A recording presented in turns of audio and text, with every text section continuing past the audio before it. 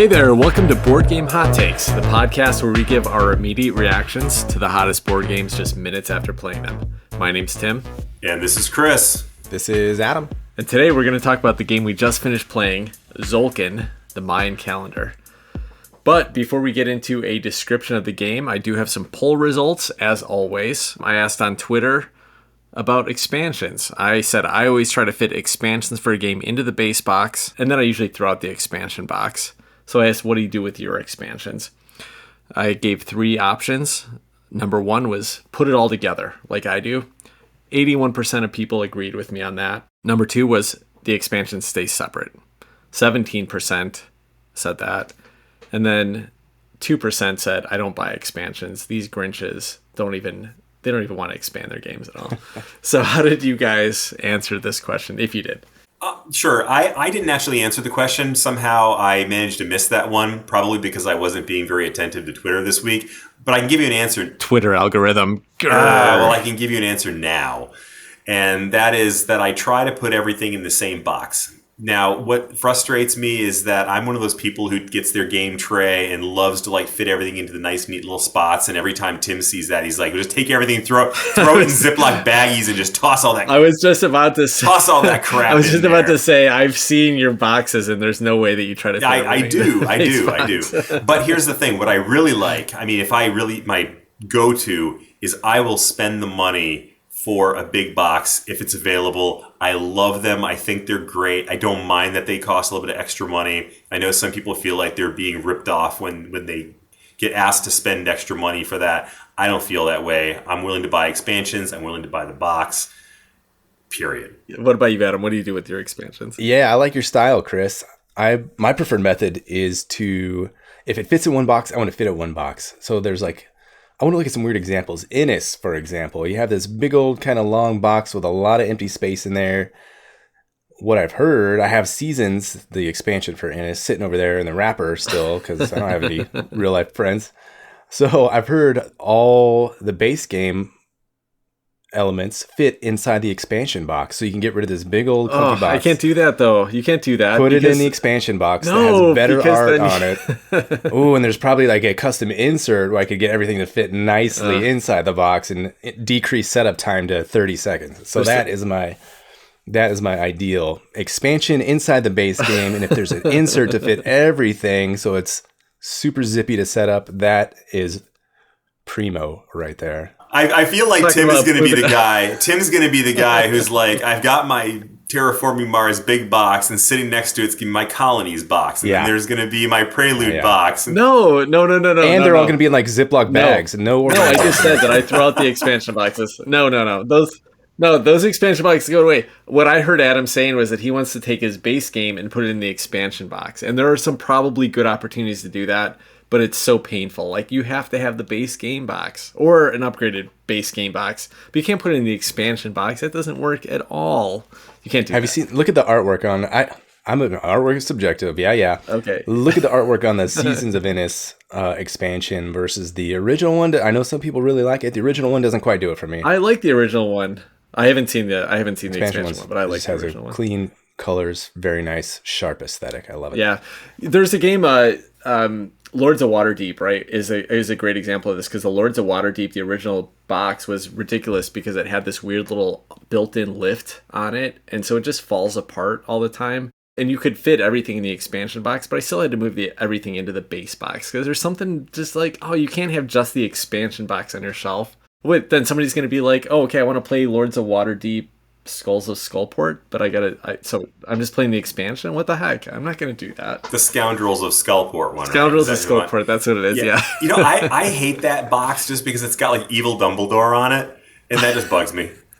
Okay, another question. What do you guys do if you do have an extra box? Do you trash it, Tim? You just throw the expansion box out? Well, I recycle it, obviously. So yeah, that's the same thing in this. No, hold on a second. So first, what I do is that right now, for my podcast background, normally, I just moved to a new room today, but my podcast background is shelves, and it's all expansion boxes on it. It's not in my game room, so it's in my room, my extra gaming room, my second game room. So really it's for the benefit of Chris and I, so we can look at the board game empty boxes in your bathroom. I always had this intention of doing more video stuff, but it hasn't happened, and so now I'm probably gonna get away with that. But yeah, or, like just throw those away. Yeah, no. Generally, I don't use the expansion boxes. I do save all my like baggies. Like I keep all the like extra plastic baggies I've got, and the extra like the upgraded components that I've replaced. Those go in the expansion boxes, and they're sitting on my second game room shelves. Okay.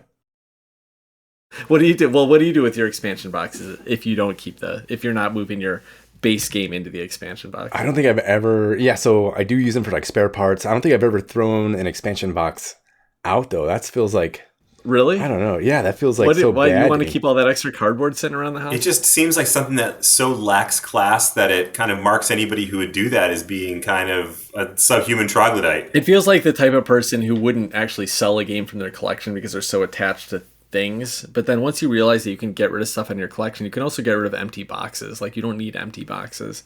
I keep the boxes so I can sell the expansions by themselves. Yeah, that's a valid point. But on the other hand, I haven't had any trouble just moving the base game into the expansion boxes and just sell the whole thing together. So fair enough. It's an interesting conversation here. The reason why I like to move everything to one box is because I want to make it easy that if I'm going to play the game, I want to bring out one box. I don't want to have to bring out all the extra boxes. Some people like to just keep them completely separate, but you guys don't keep the expansions in the separate boxes if you can fit them, right? Yeah. Right. Yeah, okay, cool. Just a couple games that I had where I can't fit them in the base box. Orleans, the big second expansion for that. I can't fit everything in the base box. That's a shame. So if I want to play co-op, then I got to pull out the extra box with it. Underwater Cities, I had it all fitting in the base box with a little bit of lid lift, and then I got an insert for it to make everything easy to put together. Now it doesn't all fit, so I got to keep those separate. Oh. And then Cthulhu Death May Die, you can't put all that in one base box because they got all these separate little compartments and boxes and everything for everything. So Cthulhu is definitely an oddball scenario because there is so much stuff in there. And one of the things that I love about the game is that it's completely interchangeable. So you can pick any characters you want, any monsters you want. But so, for example, if you want to keep all of your characters together, I mean, you either have to have them spread over 3 boxes, or if you want to keep them together, you can put them. You have to leave the characters in their boxes, but the cards won't all fit in one place. So you can either spread the cards out amongst the boxes, or I have a separate box where I keep just the player boards. Well, that's the frustrating thing about that game, right? Is that I would just get rid of all those stupid little plastic mini inserts to keep everything in one box. But a lot of the game components, like the different modules for the different creatures and the different sessions you're playing, they all have their own boxes. So you really can't put everything in one box no matter what you do there. So I'm stuck with 2 separate boxes and a bunch of stupid plastic inserts. Right. Frustrating. Hear you, man. All right. Well, we've talked about boxes on expansions long enough. Let's move on to a description of Tzolk'in, the Mayan calendar. In Tzolk'in, the Mayan calendar, 2 to 4 players take the role of a Mayan tribe and are competing for points through worker placement at any of numerous locations in what is now central Mexico and the Yucatan Peninsula.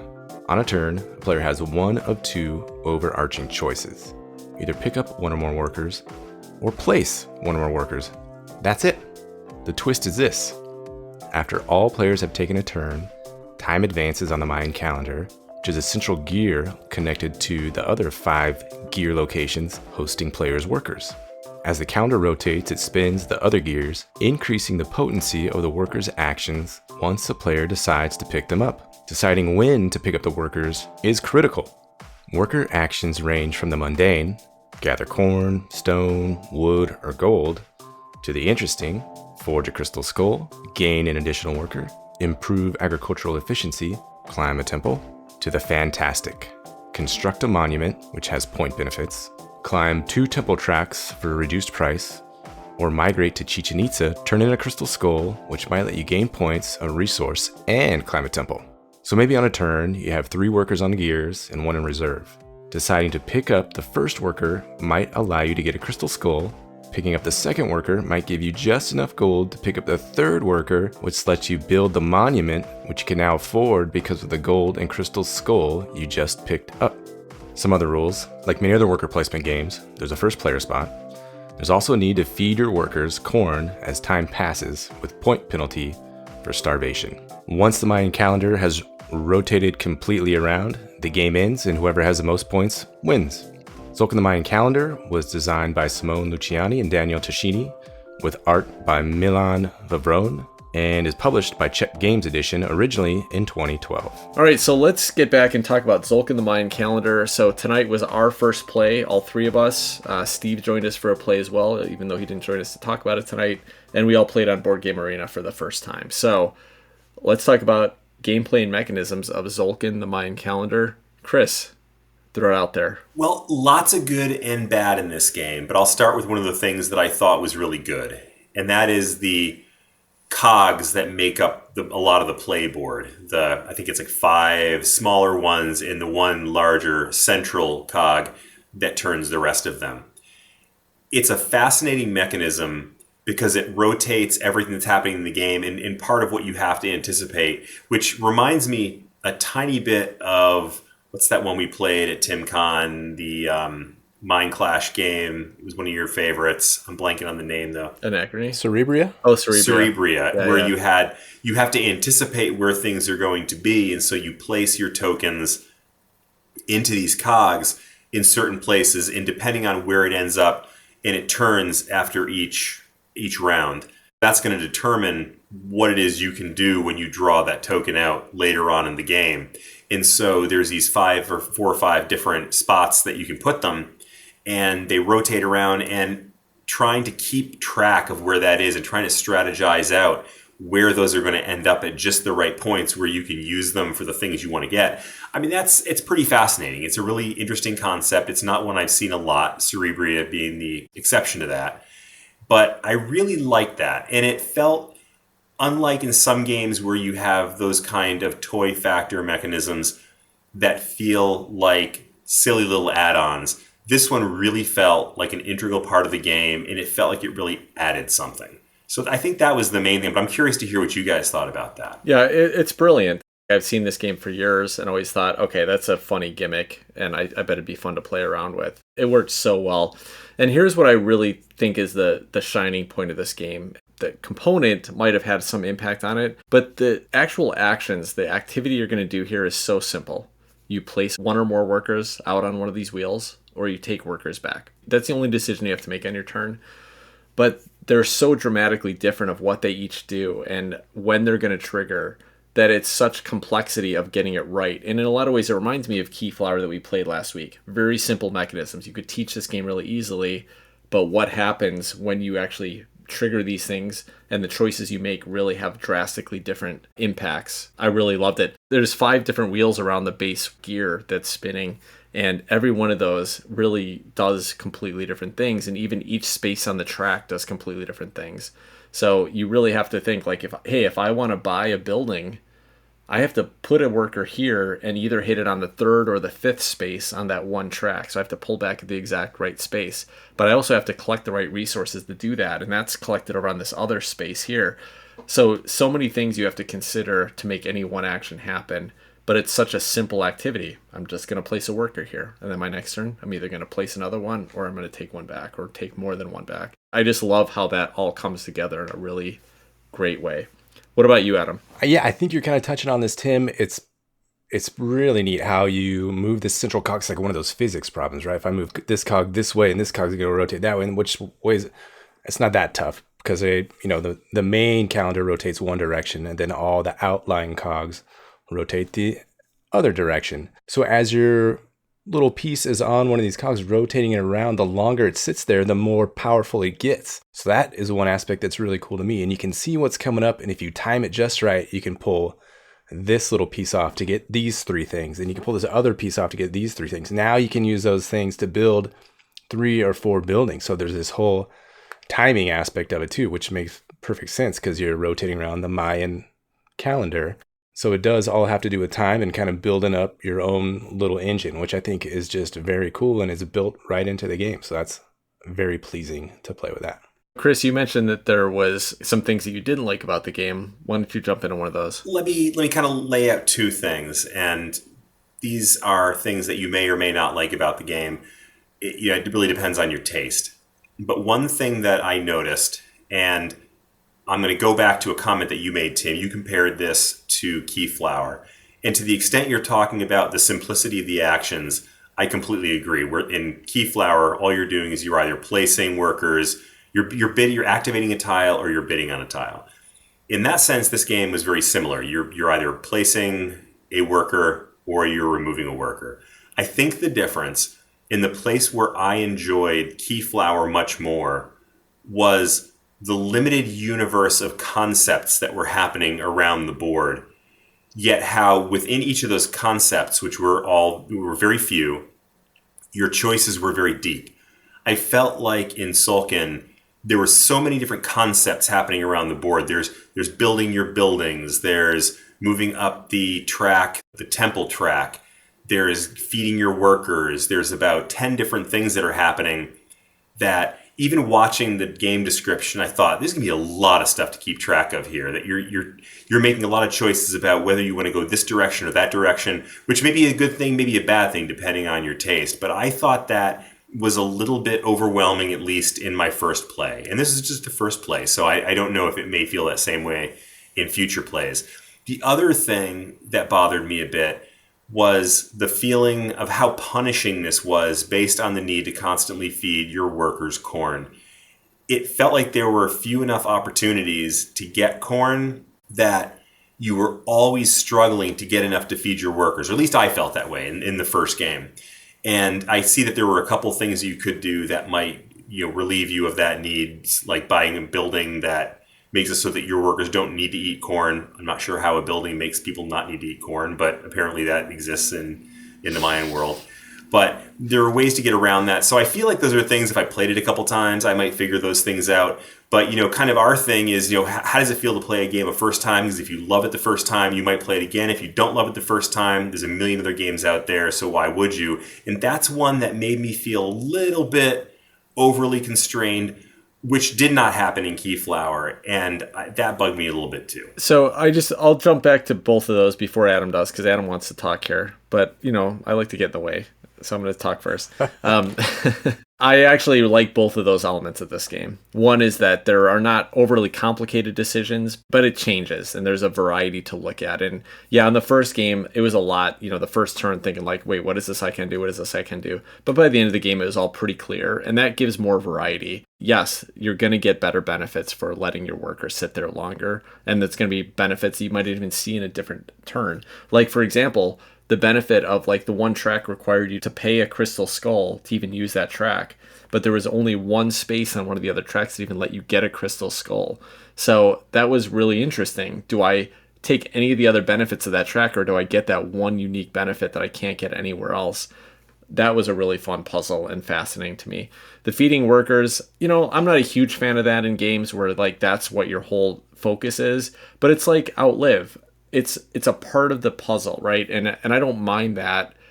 It would be a lot easier to plan for in a next game. Like, we all started with a decent amount of corn in the first turn, placed all our workers, spent a bunch of corn to do that because we didn't realize how hard it was going to be to build that back up. But we probably could have survived the first 3 rounds without ever getting corn if we'd played a little bit more cautiously. I think that's something that would come with another play. Didn't bother me too much. I think it's a fun part of the puzzle to me as well. What about you, Adam? Yeah, to shuck a little bit more off the point about corn that you guys were making, I took some missteps early on, so I definitely shot myself in the foot. I overextended myself, and I was at -7 points before I knew it. And I was like, here we go again. I'm gonna have to feed my guys, and this whole game I'm just gonna be feeding guys, and guys are gonna die. Well, they don't die in this case, so that was kind of nice. But I thought it was just gonna be a negative point fest for me. But after 2-3 turns, I saw, okay, corn is not that tough, and I could go up this little agricultural track and get myself, and then I don't have to worry about it. It wasn't much of a problem after that first couple rounds and kind of getting a sense of what's going on in the game. I will kind of shift gears here a little bit and talk about everything else besides the gears.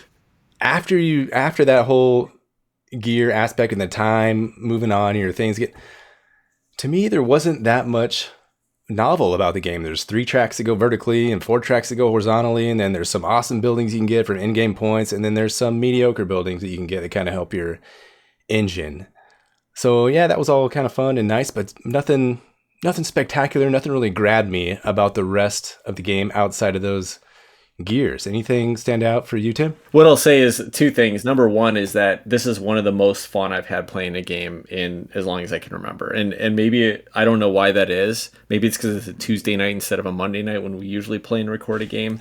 But we were laughing and having a blast and just like having a great time with it. So was that the game? I don't know. But this was a really fun game to play. Number two is that every single turn, I sat there and I looked at the board and I said, this game's amazing. I love it. I don't know if I can articulate why it was such a great experience for me and what was so novel about it, but it did feel very novel to me. And yeah, there are some very standard Euro mechanisms here. You can upgrade stuff, you can collect resources, you can spend them, but the planning, the time planning here worked so well. You know, one other game I think that tried to do this was Pendulum, the real-time game where one of the mechanisms is time, that you have a certain amount of time to do stuff. Tzolk'in gave me the feeling of actually interacting with time and having to plan around time without actually having to do it in a real-time mechanism, which made me a lot happier and a lot less stressed out. And so I don't know, that is maybe enough. That's unique enough about it to make it feel extremely different and fun to me in a way that no other game has really made me feel. Chris, what about you? You getting some extreme differences, extreme novelty here? Yeah. No, I mean, the thing that Tim was just talking about, I mean, the idea that things happen at certain points along a track is not, I don't think, novel at all. I mean, it just happened in this case that it was in a gear and it was couched in terms of days or whatever, but that didn't strike me as novel other than the fact that it was on a gear that moved other gears. And so, I mean, I thought that Pendulum is an interesting comparison there because Pendulum was truly real time, where you have people reaching all over a board, and the time was a very tangible thing. In this game, I didn't feel like that quite as much. Yeah, I gotta agree with that, Chris. I don't feel like I haven't played Pendulum, I'll say, but I didn't get a sense of like time as much as timing, if that's what you're touching on, Tim. Mm-hmm. So you had to be cognizant of, okay, if I line this up with this and this and this and this. Cognizant. Nice.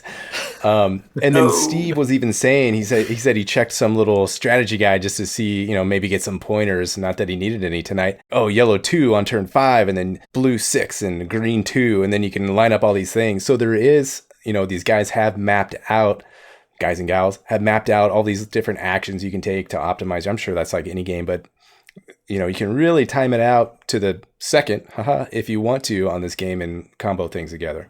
That just actually made me think of something which is sort of novel, but that this game, unlike so many games, but where it may be similar to Pendulum, is that it uses time as a theme. I mean, this game is about a calendar. And so the whole theme of this game is about the passage of time and the seasons and feeding people and harvesting and various things. So the mechanism itself, I don't think, was that novel, but using time as a theme, I thought was actually kind of interesting, particularly because the Mayan calendar in concept is incredibly interesting. I did a little bit of research on it when we started looking at this game, and I was absolutely fascinated. So I think that makes for some interesting thematics, even if it doesn't necessarily create a particularly novel mechanism. Did any of the research you looked into have anything to do with, wasn't 2012 supposed to be like the end of the world because of the Mayan calendar? Like, what did you find on that front, Chris, and why are we still alive? Even if we're on maybe 2012 was where the downfall started. So maybe that was supposed to indicate that things are just going to go down. Very prognostic calendar rather than exacting. Yeah. I feel like there's a lot of movies that came out about the end of the world around that time, like The Day After Tomorrow, Apocalypto. There's a bunch of stuff. I think they did make one. Like John Cusack was in one specifically about. Yeah, wasn't it 2012? Yeah. Wasn't that what's the name of it? What was the name of that? I think it might have been 2012. Like John Cusack, 2012. Yeah, had to save us from the end of the world. It was. See, right, yeah. Right. Okay, so Chris, you're not sharing any knowledge with us about why we're still alive after 2012. So was that your research? You just watched that movie? No, my research was about the cocktail that I'm going to not give you guys today. But I didn't learn about the end of the world. It didn't enlighten me. All right, well, let me just say on gameplay mechanisms here is that everything else I would talk to that I enjoyed in the game are very standard Euro mechanisms. There was a temple track, so you move up these tracks to get different benefits and income.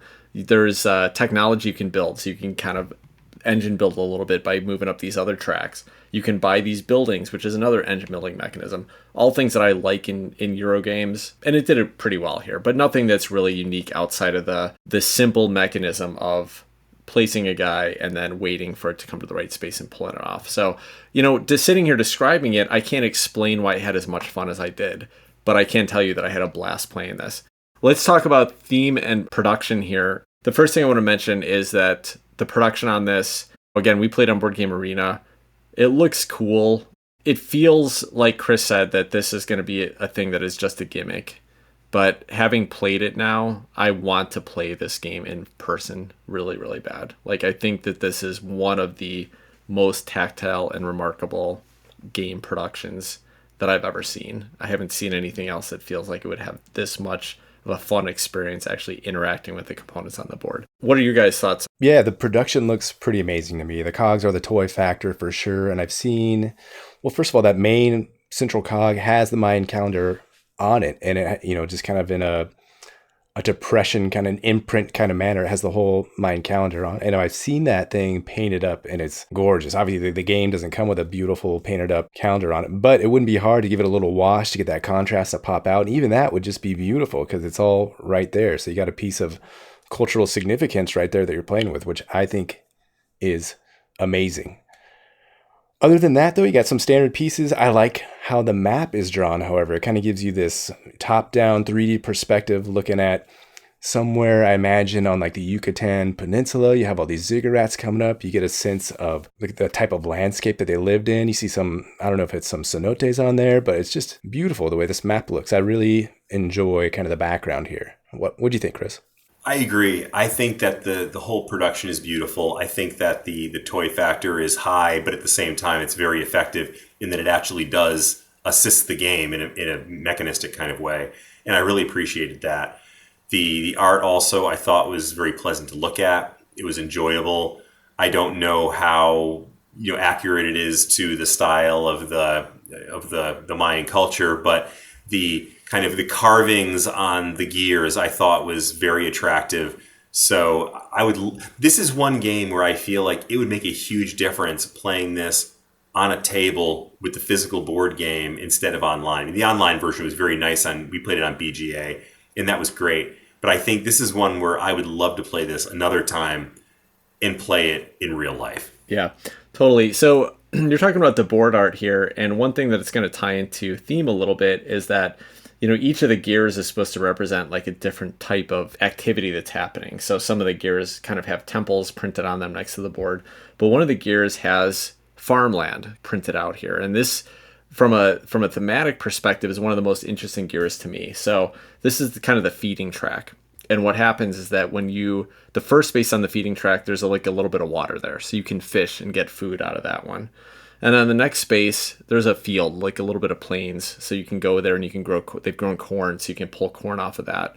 But every other space on that track, before you can get to the corn, you have to clear forest away. So the board around that gear kind of has this farmland printed on it. But if you think about it, there is no plains in a lot of areas of the world without first clear cutting the forest and tearing it down. And so they actually make you have to remove the forest first before you can actually get to the food that's on that space.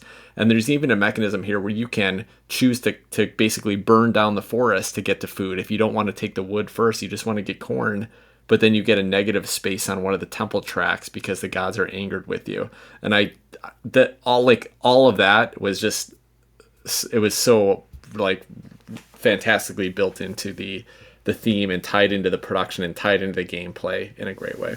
That was really nice, Tim. Another thematic tie-in I just want to mention to that point was the first row on the technology track there. It's kind of your agricultural efficiency track. So you march along down that thing, you get extra corn, and you get to a point where you don't even have to burn down the forest. You've learned how to grow corn well enough, how to feed your people well enough in the areas available to you. So it's kind of neat to see that, agricultural advancement tie in so directly with the theme here. I thought that was cool. Yeah.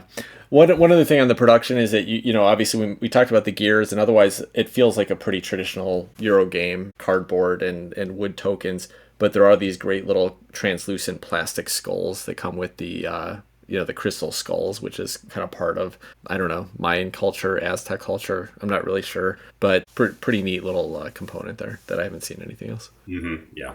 Let's talk about memorable moments of the game tonight. Adam, anything that stood out to you? Like a lot of other games, it's had that moment that kind of where things weren't making any sense to me, and I was just kind of thrown into the pool and struggling a little bit. And after the first little, I don't know, production phase or what, you had to feed your workers, feeding phase. Oh man, I went from 5 points to -7 points. That's negative 12 points in one turn. That has to be an epic fail for this game. So going from that point to being like, oh man, I am doing this wrong. I need to figure this out quickly. And having that moment where it did kind of click halfway through the game, I was like, oh, now I'm starting to see how this is supposed to work. Okay, I like that moment of discovery. And it came just so organically in this game. Lots of times you have to kind of fight your way through.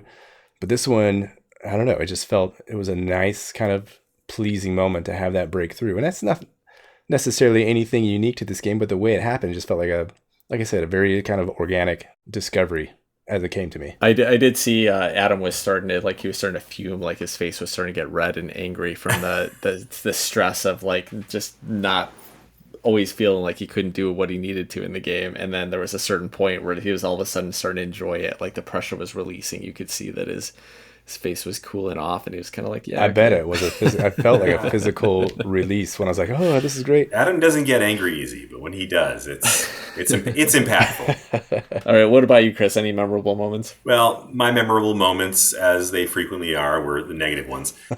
And this is one of those things where I looked at it a bit of a negative of the game, at least on a first play. Again, I caveat that with this being a first play, but there's a lot of fussy little rules. It may not fussy. I don't want to say fussy little rules because that suggests that they're not worthwhile or they don't add to the game.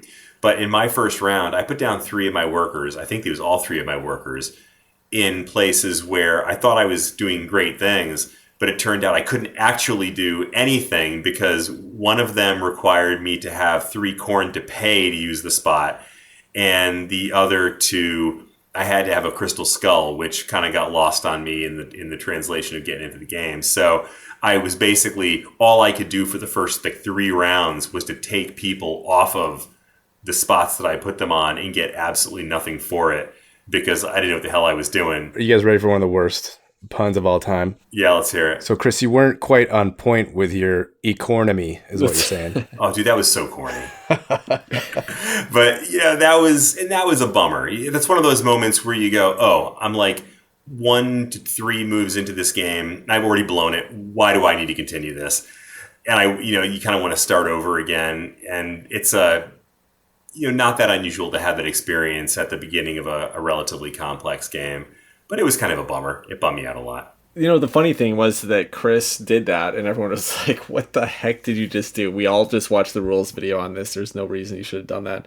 And then he ended up in first place for the next 3 rounds of the game, basically. Like, he was the only one with any points. Not sure how that happened.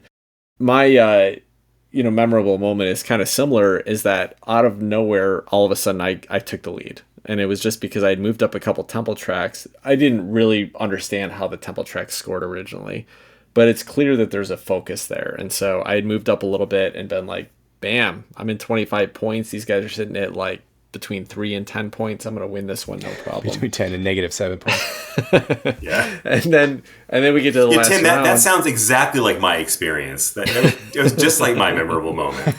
and then we get to the last scoring phase, and I was like, I think I'm in good shape. I moved up the temple track some more. I'm all set. And then all of a sudden, Steve jumps ahead of me. He gets like 30 points in the last round.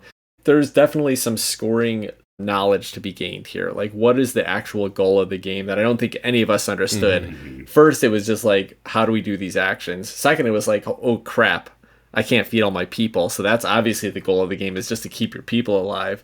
And then finally, it was like, oh, I should have probably not been worrying about this thing and instead have focused on moving up these tracks, because that's where most of the points are.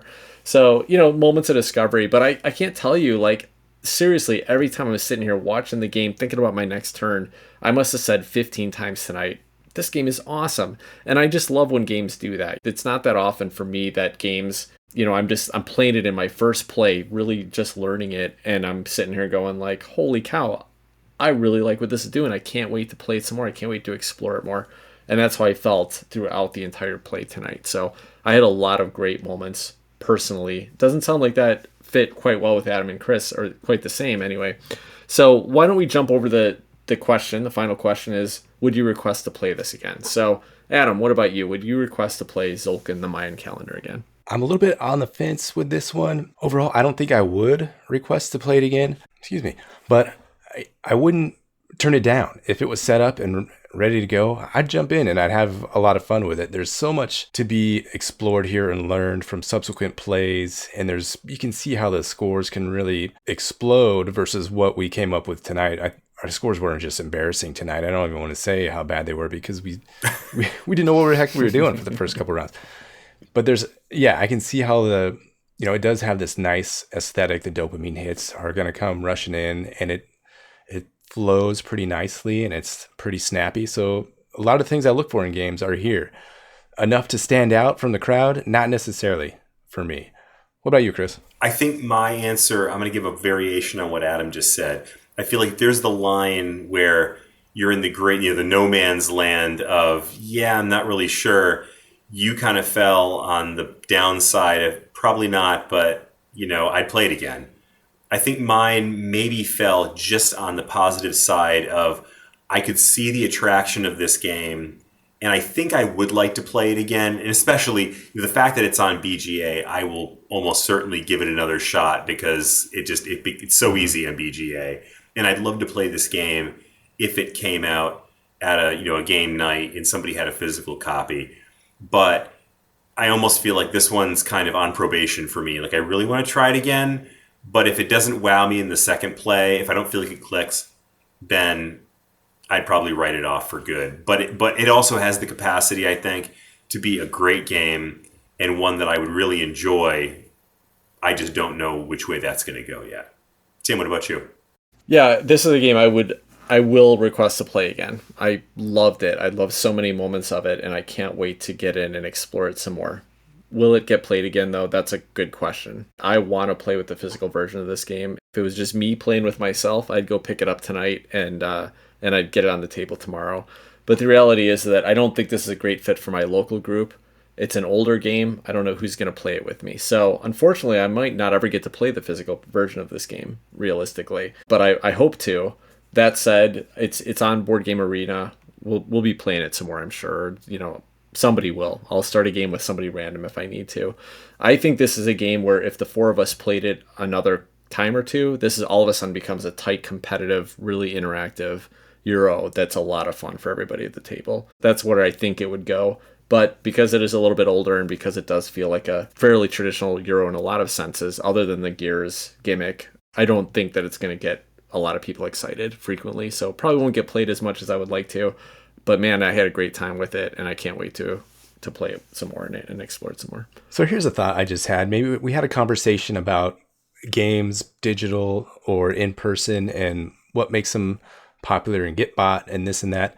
I think this is a game that's really going to benefit from a forum like Board Game Arena where it's available. It's right there.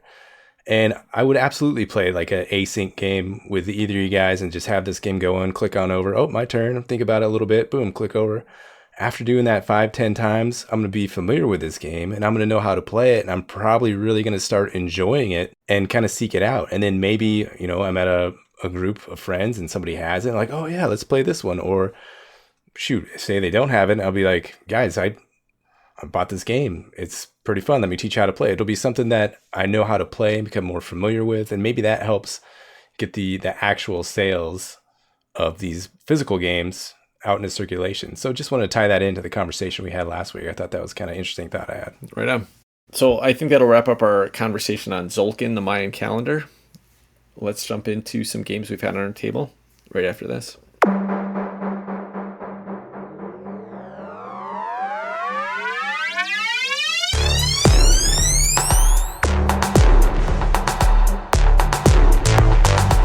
All right, welcome back. So we're going to talk about some games that have been on our table this week, but I'm going to give it over to Chris for a second here to talk about a themed cocktail he had in mind and where things went downhill.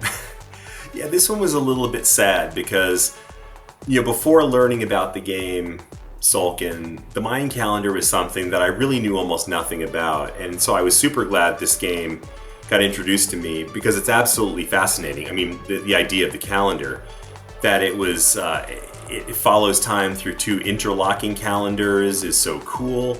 And it's incredibly accurate. I mean, the little bit of research that I did, according to the Canadian Museum of History, the calculations that the Mayan priests used, who developed this calendar, they were so precise that the calendar correction is 10,000th of a day more exact than the standard calendar that the world uses today. I mean, that's amazing. There's some really interesting history here.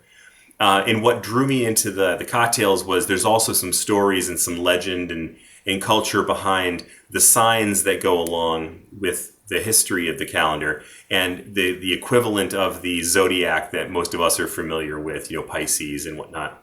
The Mayans populated theirs with a cast of interesting signs that they believed, like many cultures, including our own here in America, said something about the people that were born under their signs. So, crocodile, wind, knife, jaguar, death, and vulture, among others, were all familiar symbols to the Mayans based on their calendar. And the cocktail that I zeroed in on was one that was related to one of those signs that was relayed as falcon. And so I found a neat cocktail or at least I thought it was a neat cocktail that came from a resort in Mexico that was based on one of those signs. After looking at it a little more deeply, I realized that it didn't seem to really reflect what I was reading about the history of the Mayan calendar. And unfortunately, it seemed a little bit more like a colonialistic, very kind of commercialized version of something that seems very culturally interesting. And this was reductive, and I was not terribly thrilled with that idea. And also, interestingly, I looked into various sources about the Mayan calendar, and I did not see falcon represented often. Eagle, yes, and a bunch of the other signs, but that was one that it didn't strike me as being particularly representative. And one of the things that I hope to do every time I do one of these cocktails is to at least give a little bit of interesting history that goes along with it. And this one, I just didn't feel at the end like I could really get behind this one. And then to make matters even worse, I made the cocktail and damn, it was bad. So I'm not going to make you guys suffer through that.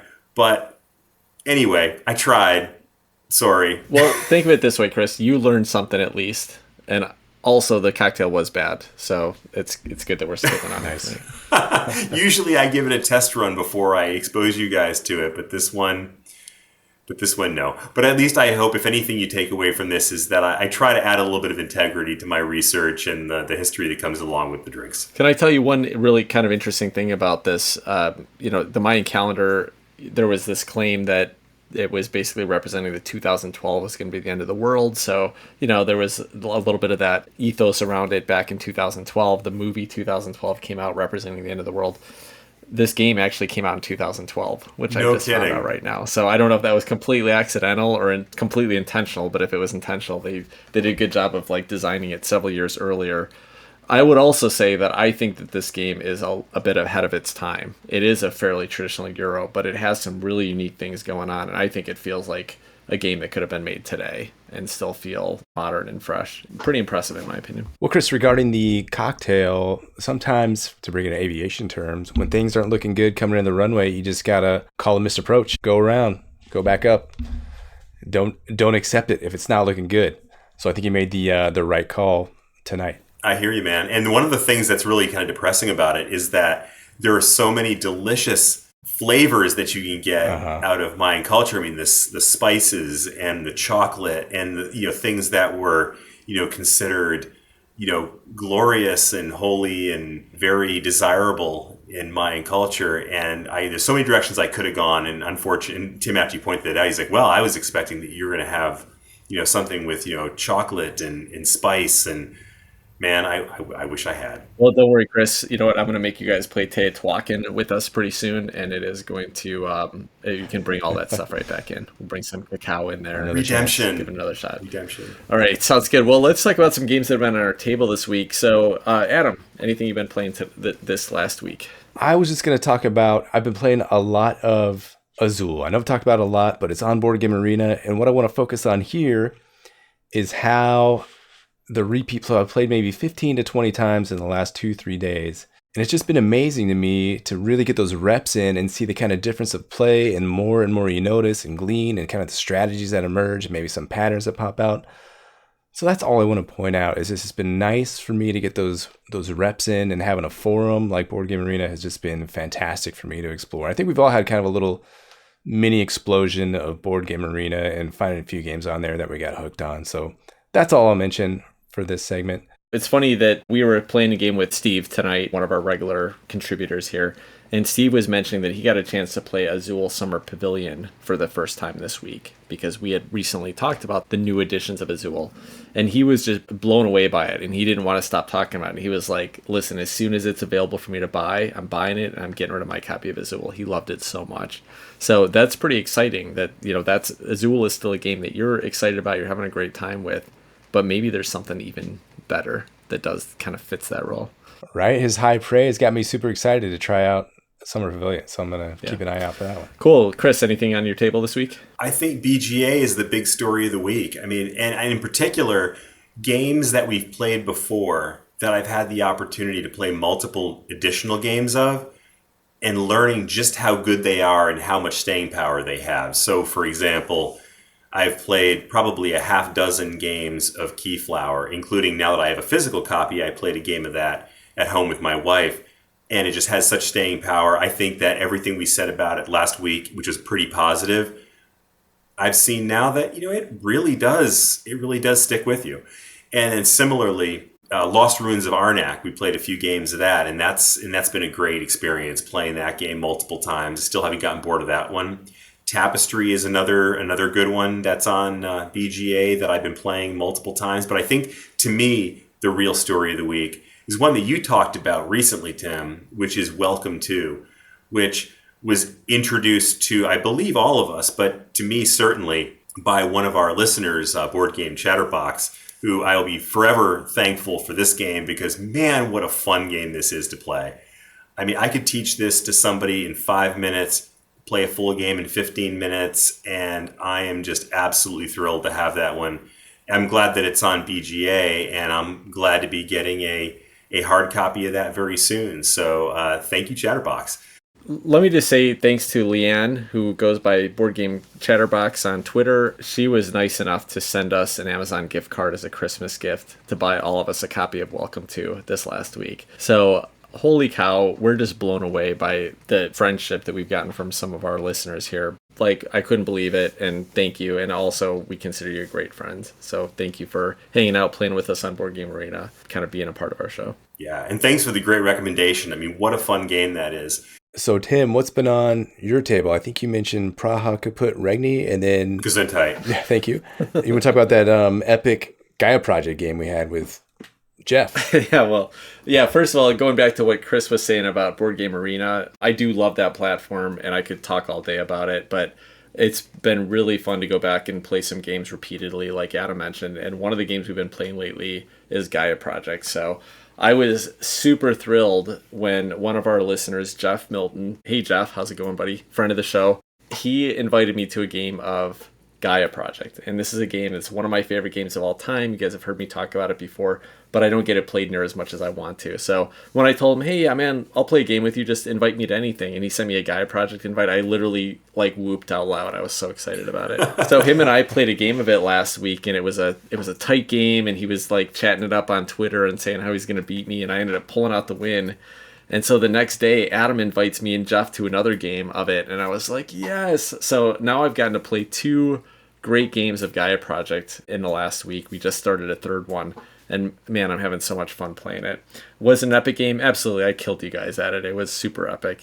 Literally one of the best. I think it was my best scoring game of all time with Gaia Project. It was fun to play it a couple times in a row and kind of get into the groove of it and really get to play with it a little bit.